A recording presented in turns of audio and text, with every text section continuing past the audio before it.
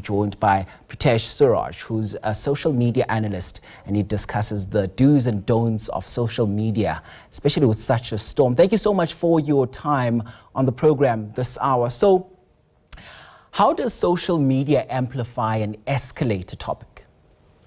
Yeah, hi, good morning, and thanks for having me on. I think one of the key things you're going to find when you have a topic which is as volatile as this particular one, you're going to find that a lot of people will have a point of view on it. And now the challenge you have on a social media platform, you'll have that narrow point where it is based on the truth, but then you'll also have extremes on this point of view as well. And I think as with any case, you'll see the same with this particular case on social media as well.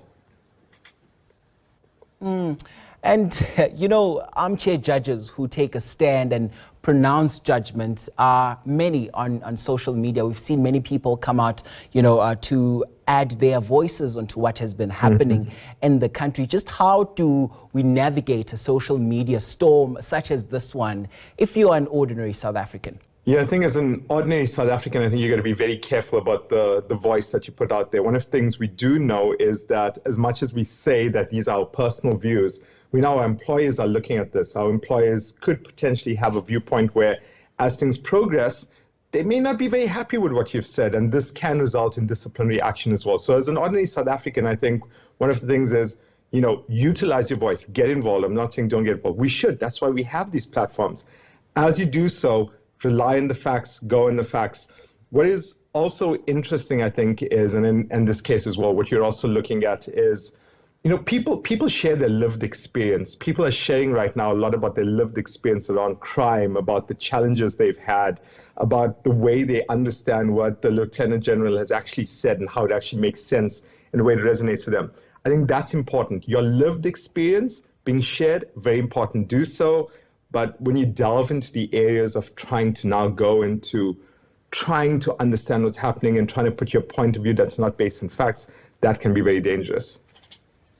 Yeah, and all of this has shown us that the court of public opinion is evolving and definitely sets the agenda, whether it's around our dinner tables, the cafeteria at work, or if it's just banter, in the locker room. We saw how many users on X and TikTok acted, and turned into digital investigators, unpacking who's likely to be connected to who, sharing documents, revisiting old briefings, and even creating crime timelines on all of this. Do you think social media has become the actual public forum for accountability, especially when institutions seem paralyzed?